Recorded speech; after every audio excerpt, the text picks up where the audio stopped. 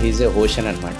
Multiple books కూడా రాశారు. Almost 107 countries travel చేశారు. ఫ్యూచర్ ఇండియా కంపెనీకి ఈరోజు ఎండీగా ఉండి కంపెనీని ఒక నెక్స్ట్ లెవెల్కి తీసుకెళ్లారు. ఒక థౌజండ్స్ ఆఫ్ ఎవరైతే రియల్టార్స్ ఏజెంట్స్ ఎవరైతే ఉన్నారో వాళ్ళకి ఒక లైఫ్ అనేది ఇచ్చారు.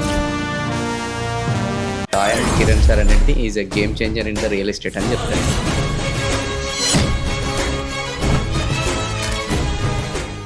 ప్రతి మనిషికి అంటే నాకున్న దీంట్లో నేనేం చెప్తానంటే first you try to live your life in a nice వే.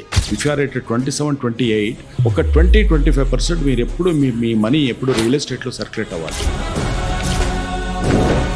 ప్రపంచంలో ఏ కార్నర్లో తీసుకున్నా కూడా మోసం చేయండి నష్టపరిచేది అనుకుంటే ఓన్లీ రియల్ ఎస్టేట్ మీదే ఉంటుంది. ఇక మిడిల్ క్లాస్ వాళ్ళకు ఉన్నటువంటి hard and money saved money ఏదైతే ఉందో దాన్ని ఒక స్ట్రక్చర్డ్ ప్లాట్ఫామ్లో పెట్టాలన్నప్పుడు కనపడేటువంటిది ఏకైక ప్లాట్ఫామ్ వచ్చి రియల్ ఎస్టేట్.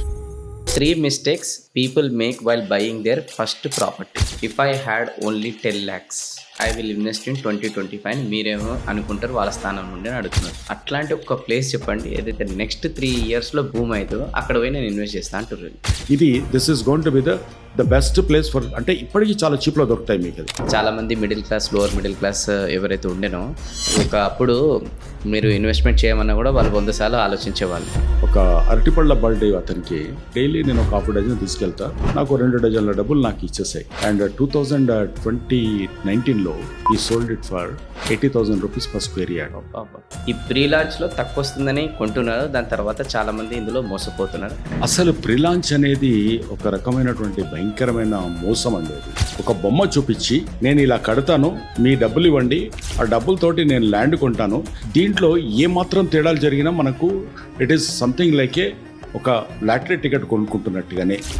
చాలామంది చాలా రూపాయి అనేది సేవ్ చేసుకొని ఒక ల్యాండ్ కొనాలి అని చెప్పేసి మంచిగా ఉంటుంది అనమాట. తీరా కొన్ని రాంగ్ కంపెనీస్ చేతులలోకి వెళ్ళి ఇన్వెస్ట్మెంట్ చేసిన తర్వాత వాళ్ళ సేవింగ్ మొత్తం కూడా పాపం చాలా ఘోరం అనేది అయిపోతుంది అనమాట. ఇక్కడ ఇండియాలో ఉన్నటువంటి ఒక major problem not only in real estate in other సెక్టర్స్లో కూడా తీసుకుంటే ఏంటంటే ఆ కార్పొరేట్ గవర్నెన్స్ అనేది ఇక్కడ ఉండదండి. ఎవరి దగ్గర అయితే ఫైనాన్షియల్ డిసిప్లిన్ ఉండదో, ఏ బిజినెస్లో అయితే డిసిప్లిన్ ఉండదో ఆ కంపెనీలు సర్వైవ్ అవ్వడం అనేది ఎక్కడ జరగదు.